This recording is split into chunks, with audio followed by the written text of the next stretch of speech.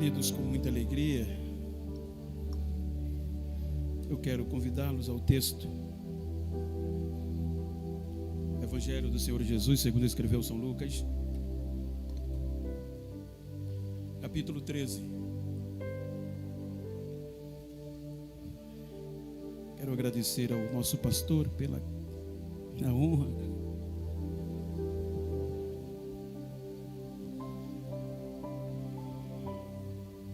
Pois não é fácil o aluno falar na frente do mestre.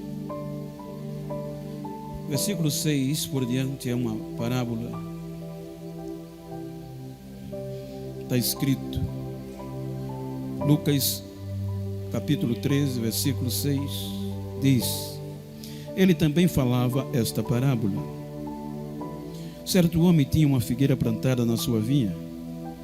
Ele foi buscar ou procurar fruto nela e não achou. Então ele disse ao vinhateiro ou viticultor: eis que há 3 anos venham buscar fruto nesta figueira e não o acho.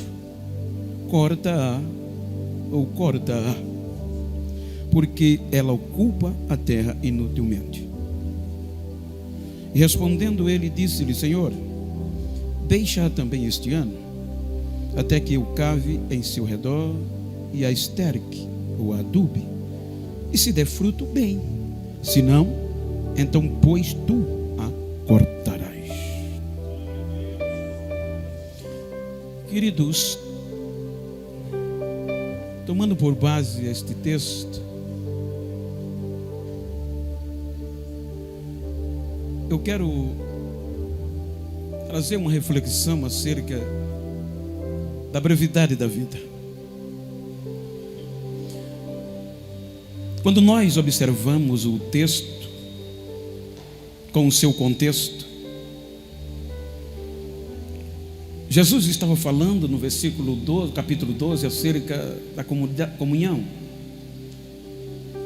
de concerto entre irmãos.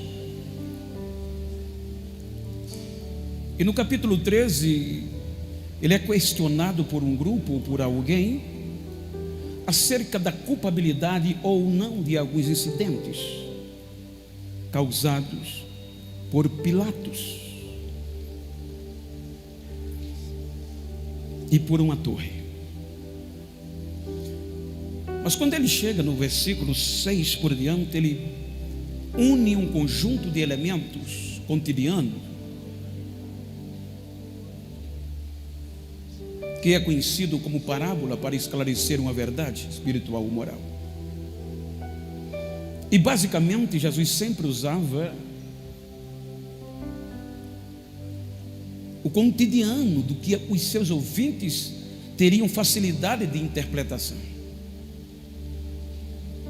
Então ele traz uma mensagem acerca de aproveitar os dias vividos. Então eu quero tomar por base esta parábola para falar-lhes de uma segunda chance. Se nós observarmos o escritor aos Hebreus no capítulo 12, 2, ele vai estimular acerca da perseverança na salvação, na palavra, em atentar. Então ele faz um relato acerca do estado dos anjos e do homem. Ele dá uma inferência ou uma referência direta acerca do erro, do pecado dos anjos que caíram, a ponto que, se nós observarmos bem verdade, em um em um contexto criterioso, um pouco crítico, os anjos, quando pecaram, caíram num estado eterno. Veja que o erro dos anjos não teve segunda oportunidade, porque o estado era eterno. Então o escritor, querendo enfatizar quanto mais aqueles anjos não foram poupados e atentarmos para a nossa salvação, salvação em Cristo, ele diz: em certo tempo alguém testificou dizendo: o que é o homem? Ele está falando da insignificância do ser humano. Para que te lembre deles, ou o filho do homem, para que o visites? Um pouco menor do que os anjos, Deus o fez e lhe coroou de glória, e sujeitou a ele todas as coisas que assim a criou. Então, se nós formos críticos, a ponto, claro que não é via de regra, mas dá para nos entender que era uma porta de escape. Eu vou fazer o homem, porque se ele errar, eu vou dar o direito dele recomeçar. Os anjos não tiveram. Então, quando nós observamos os homens da Bíblia, alguns pormenores, um momento como esse de Santa Ceia é propício para nós valorizarmos mais cada minuto que vivemos.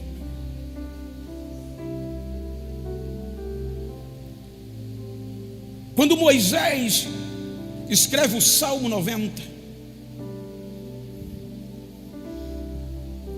no versículo 10 ou 12 melhor, ele faz uma oração naquele louvor, dizendo: Senhor, ensina-nos a contar os nossos dias. Se você voltar para o verso 10, ele está mostrando a brevidade da vida. Os nossos dias passam como a sombra. Então Moisés estava pedindo sabedoria a Deus e nos estimulando para vivermos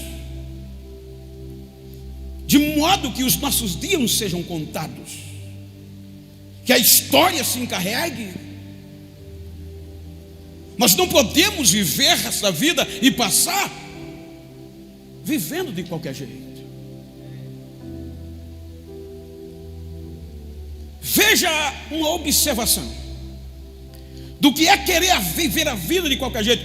Gênesis capítulo 4. Alguém lê para mim, se assim tiver disposição. Gênesis capítulo 4, a partir do versículo 17. O que é que diz o texto? Lê somente uns 3 versículos, só para dar intenção, só para os irmãos depois ler todo o restante. Alguém lê? Gênesis 4, 17, senão eu vou ler.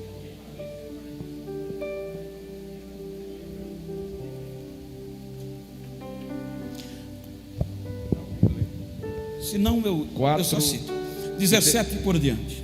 E 17. E conheceu Caim a sua mulher. E conheceu Caim a sua mulher. E ela concebeu e teve Enoque. E ela engravidou e gerou ou teve Enoque.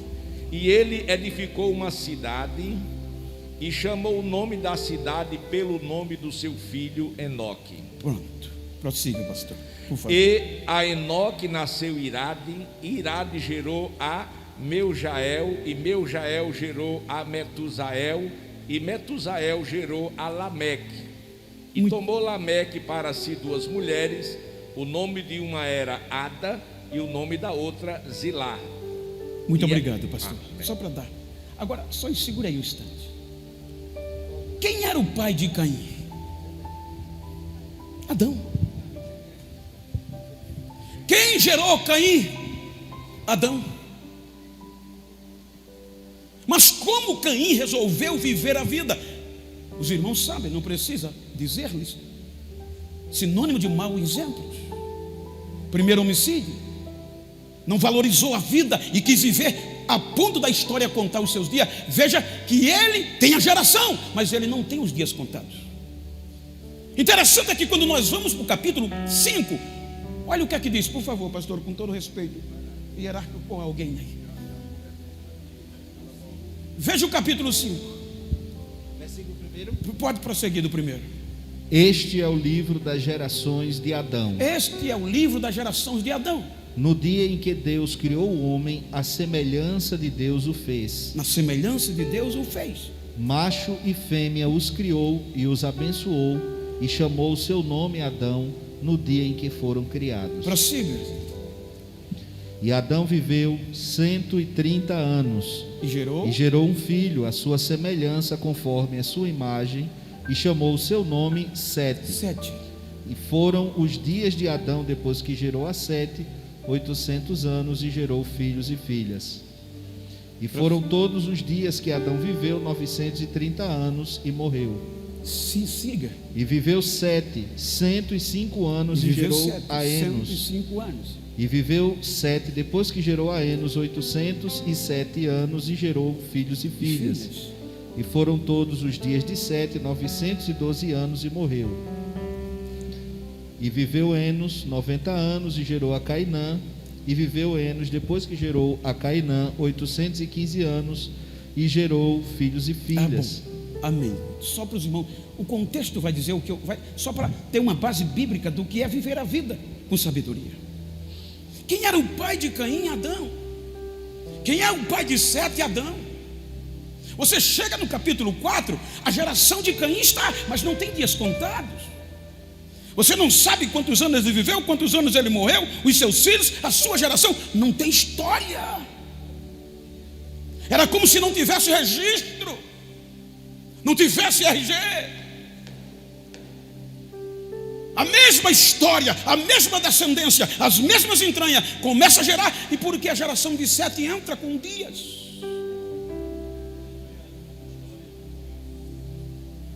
Veja que a partir daqui, Adão vive em 930, Sete 912, Enos 905, Cainã, até Noé 950 anos. Ou seja, esta geração tem uma média de 930 anos.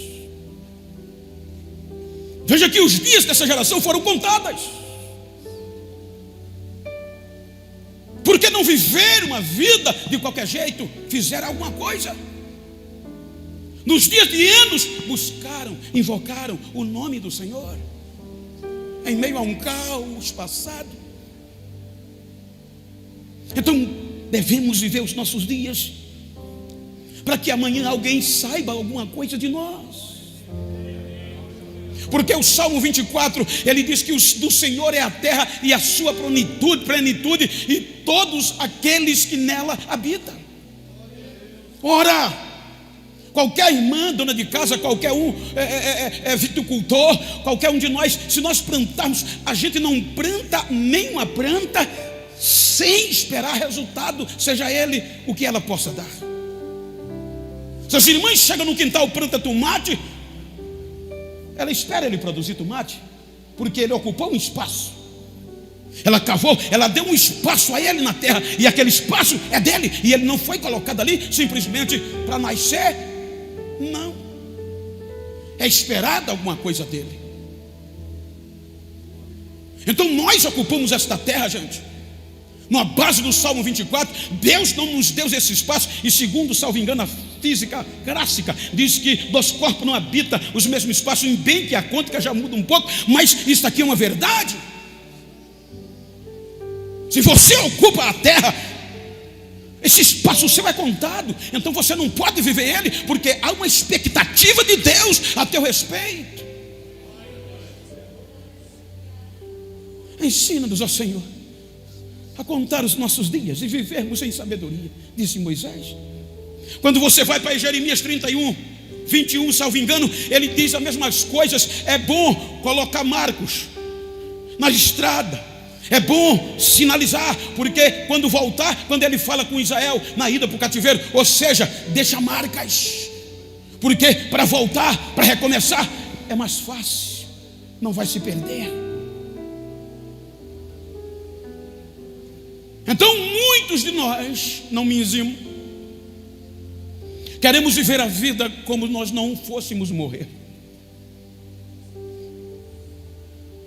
Vejam que os nossos dias são contados. O Salmo 90 diz que passa como a sombra, e devemos aproveitá-los o máximo possível para aquilo que Deus espera de nós.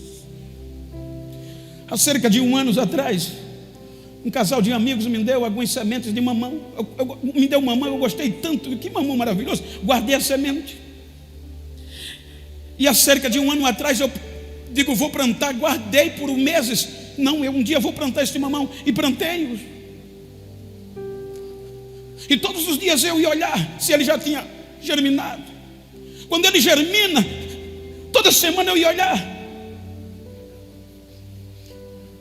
E há poucos dias passados, minha esposa disse: está amarelinho. O quê? Uma mão. Ele deu. Porque se ele estivesse ocupando aquele espaço e não produzisse, a primeira coisa que a gente faz é cortar, para dar espaço a outro que queira produzir.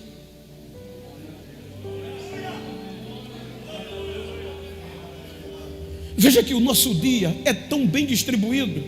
No comum, é bem verdade. A medicina ensina que 8 horas de sono é o suficiente. O nosso dia tem 24 horas. A medicina ensina que 8 horas de sono é o suficiente para um bom descanso. A lei trabalhista, ela determina uma carga horária de 8 horas. Partindo desse pressuposto básico, temos 8 horas. Bem verdade que no nosso contexto não é a realidade. Muitos trabalham até 12. Mas sobra alguma coisa. E aí é onde está o perigo.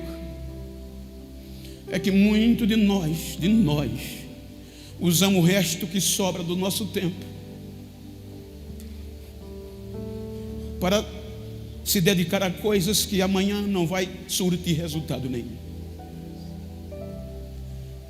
Redes sociais. Veja que eu não estou aqui usando meninice nem maluquice contra, não, muito pelo contrário. Mas eu estou falando de como a gente usa o tempo que a gente se dedica. Eu tenho um princípio que um dia alguém me advertiu há muitos anos, e não é regra, é um princípio meu. Eu tenho dificuldade de entrar com o celular na igreja.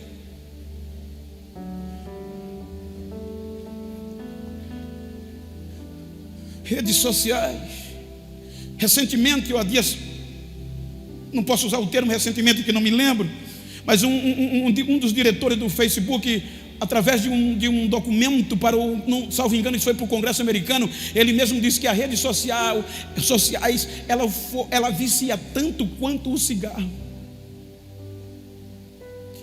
É por isso eu estava há cerca de um mês ouvindo uma reportagem, assistindo, pastor, em um dos jornais mais assistidos do dia a dia, e a ênfase, aquela notícia que deixa a gente preso para ficar, era o perigo da rede social, até no contexto de trânsito. Hoje um dos índices de acidente em trânsito com pedestre é rede social. As pessoas ficam tão focadas que entram, cruzam a via sem perceber e são atropeladas. Você entra em um aeroporto, em uma rodoviária, em uma rua, você tem que estar se desviando das pessoas, porque elas são tão focadas que se desliga do mundo e vai estar trombando em você. E nós estamos inclusos nisso. Uma pesquisa britânica, ela diz que se nós usarmos as redes sociais 2 a 4 horas por dia, a probabilidade de termos um distúrbio mental é muito grande. E é nisso que nós focamos muito. Temos que viver a vida para produzir alguma coisa, gente. Temos o direito de nos divertir, de correr, de brincar.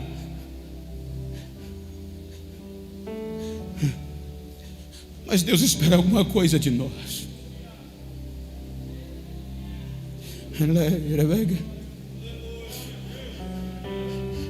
Veja que esta parábola aqui não é aleatória. A figueira foi plantada. Veja que era o senhor de uma vinha, e uma vinha não só tem só uma árvore, tinha outras. Mas só esta figueira chama a atenção, porque o senhor da vinha plantou e queria resultado. O interessante é, se você ler Levítico 19, salvo engano, 19, 26, 27 ou 25, 26, a Bíblia vai dizer que Deus disse ao povo de Israel através de Moisés: quando vocês adentrarem na terra que há de habitar, e toda árvore que vocês plantarem, Vocês terão que passar 3 anos sem olhar para o fruto, sem colher. Porque o fruto dos 3 primeiros anos são incircuncisos. Então isso implica dizer, quando Israel, que era a cultura deles aqui, plantava uma figueira, por exemplo, no caso, o primeiro ano eles não tinham o direito de buscar fruto, o segundo e nem o terceiro. Porque a Bíblia diz que era incircunciso, não prestava, só prestava para adubo. Porque como não tinha os fertilizantes que tem hoje, não era porque não era ser colhido que ela não deveria produzir, ela tinha que produzir para a propriedade da terra, para servir de adubo para ela mesma. Porque o primeiro ano ela tinha que produzir, ninguém ia colher, o fruto amadurecia e caía, e como não tinha fertilizante, quando a chuva vinha, pegava o fruto, aquela proteína, aquela propriedade do apodrecimento, e servia de esterco, de adubo, e a chuva levava para a raiz.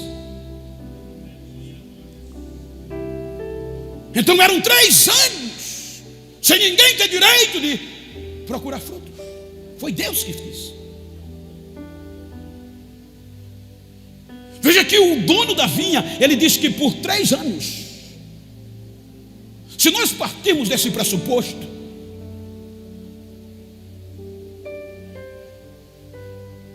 é interessante, porque a figueira, o fruto é escondido. O fruto da figueira não é como manga, você tem que procurar no meio das folhas. O 4º ano ninguém podia comer, porque o fruto do 4º ano era santo, era primícia, era para o Senhor. Só depois do 5º ano era que poderiam colher. Então, se nós partirmos do pressuposto de 4 anos, ele esperou mais 7, esperou mais 3. Se nós partimos desse pressuposto, ou seja, aquela árvore teve 8 anos para produzir. Se nós olharmos para os 3 primeiros anos, ele procurou, mas não podia colher, porque era bíblico. Então vamos partir na linha de 8 anos. Ele esperou 3. Não, esse fruto eu não vou nem olhar. Ela tem o direito de produzir para adubar, ela mesma. O outro ano, vamos procurar para o Senhor. Não tinha. Esperou mais 3 anos, partindo desse pressuposto, que não é regra. E nada. A figueira nem para adubo produziu, gente. E são os primeiros anos de produção que são os mais essenciais. Ninguém vê, ninguém procura. Eu quase não digo isso, só no particular. Mas vocês são testemunhas, não estou dizendo isso aqui para mim, não, porque eu tenho um pleno siso do que o que eu vivo hoje são as vossas orações e o cuidado dos meus pastores. Mas em meio à pandemia, o povo é ligando direto. Mas ninguém viu, ninguém sabe que em 2008, 2007, alguns dos irmãos saíam daqui pelo período sazonal, na safra, iam trabalhar em Mato Grosso, Minas. E quando chegava lá, dizia: pastor Genival, a minha esposa está dirigindo o ciclo de oração, o senhor vem pregar? Pedia a permissão do pastor e ia. Só que eu fazia parte de um grupo hippie, que o Rubens, lá de Tabuleiro, me colocou como funcionário da TAM, e a gente só pagava 8%. Hoje é staff, ficou mais bonito. Só que você só paga 8% da passagem, mas você só entra se tiver assento disponível, senão vai para stand-by, fica na espera. E muitas vezes eu ia para Minas, chegava em Uberlândia, mais 2 horas para a cidade, pregava, voltava. A oferta era 15, 20, 30. Me deixavam de volta no aeroporto, como Guarulhos, por exemplo. Uberlândia, passei muitas noites. Aí a moça olhava e dizia: moço, choveu e o voo encheu, não pousou. E quando vir vai ficar mais cheio ainda, porque vai acumulando. E você não pode reclamar. Eu chegava: dá não, moço, só amanhã. Eu pegava um vintinho, ia lá no restaurante, uma coxinha, um refrigerante, levava tudo. E alegre.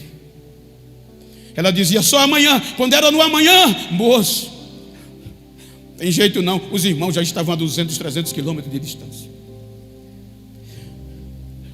Eu entrava no banheiro, pegava pasta de dente, porque a fome ruía, não tinha dinheiro, não tinha quem. E a fome batia lá dentro, eu pegava a pasta de dente e começava a engolir. Quantas pastas de dentes eu não sequei.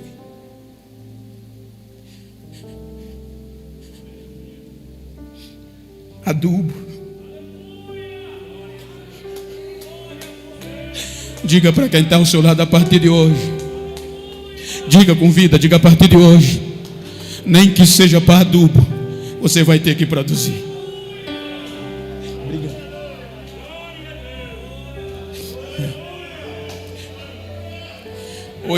Hoje, se eu chegar em Confins, se eu chegar em Uberlândia, se eu chegar em Guarulhos, se eu chegar em Congonhas, se eu chegar no Galeão, se eu chegar no Recife, se eu chegar em Nova York, se eu chegar na Europa, aonde eu chegar, pastor, o senhor está, eu estou sabendo que o senhor está aqui, vai passar quantas horas? Eu vou passar 2 horas, eu vou aí para tomar um cafezinho com o senhor, e eu não pago nada.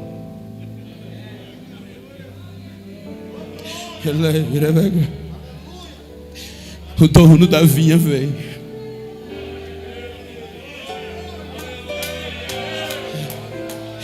Já fazem 3 anos, disse o viticultor, ou vinhateiro, que é mais popular para nós. Veja que ele vem cansado, desgastado, revoltado, determinado. Já fazem 3 anos que eu procuro fruto nesta videira e não acho. Acorde-a. Veja que a ordem era para cortar. Ela está utilizando a terra inutilmente. Ou seja, ela está ocupando o espaço de outro que quer produzir. Aí entra o vinhateiro. Era uma ordem, era uma determinação. O dono era o dono da vinha. Talvez ele nem jogou a semente, mas a terra era dele, é atribuído a ele. Mas o avicultor acompanhou o crescimento dela, desde a semente até ela crescer. Quando a ordem veio para cortar, o vinhateiro não quis desistir dela. E disse: Senhor, dá mais 1 ano a ela, porque agora eu mesmo, Senhor, eu vou adubar ela, eu vou cavar ao lado dela, vou colocar adubo, Senhor, vou colocar esterco. E se no próximo ano, se ela não produzir, Senhor, se ela produzir, tudo bem, mas se ela não produzir, o Senhor corte, mas eu não.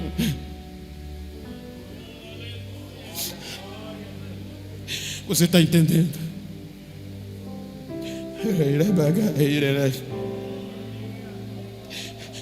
Não importa como você chegou nessa Santa Ceia, mas o vinhateiro não desiste de você. O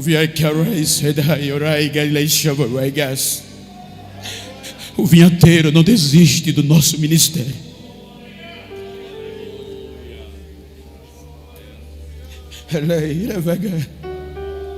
A ordem era cortar. Senhor, me dá mais 1 ano e eu vou cuidar dela. Aleluia. Se você ler Número 17, tem uma das histórias mais bonitas da Bíblia. Alguém chegou para Moisés e Arão, um grupo, ensoberbecido, e disse: quem são vocês? Vocês pensam que são melhor do que nós?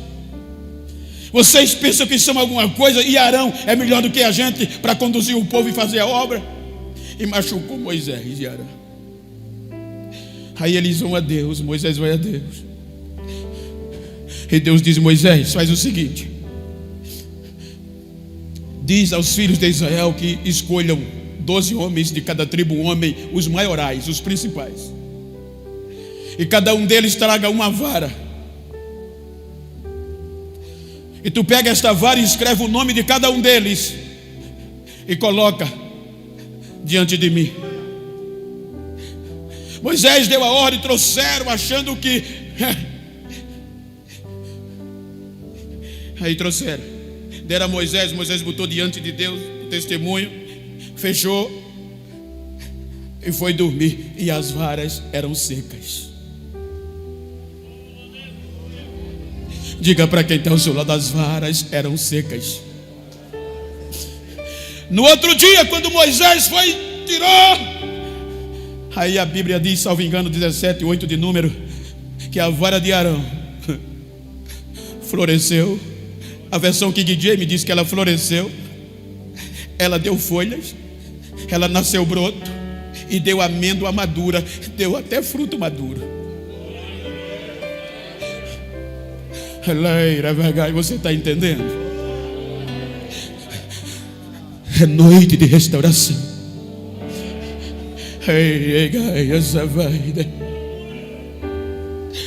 Não podemos viver os nossos dias sem produzir. Nem que seja para adubo, vai ter que produzir. Mas pastor, até agora não produzi nada. Fica tranquilo que o vinhateiro não vai abrir mão de você. Você vai ter uma segunda oportunidade. O interessante é que a parábola termina com a figueira de pé.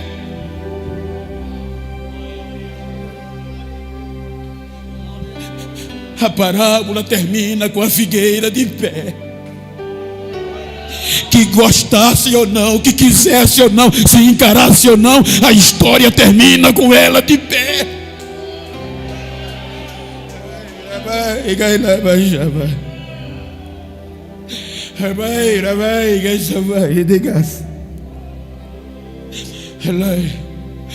Fique de pé por um instante.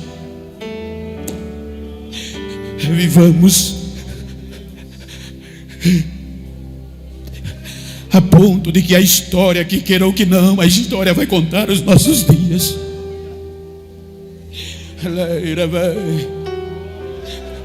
A história vai ter que dizer: Arnóbio Tavares Limas passou 20, 30, 40 anos em Rio Largo e gerou Geno, gerou Jadiel, gerou Augusto, e Geno viveu e gerou, e assim a nossa história tem que ser contada com os nossos dias. Olhe para quem está ao seu lado, diga: ele não desiste de você.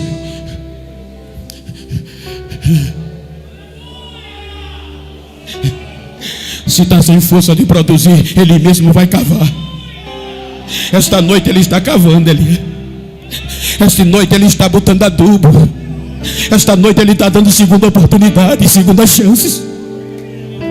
E nós vamos sair desta Santa Ceia renovados, acreditando que Deus não desiste de nós, que por mais que seja a nossa improdutividade, a gente vai sair daqui sabendo que uma nova chance a gente tem, que uma nova chance a gente tem. Soberano Deus.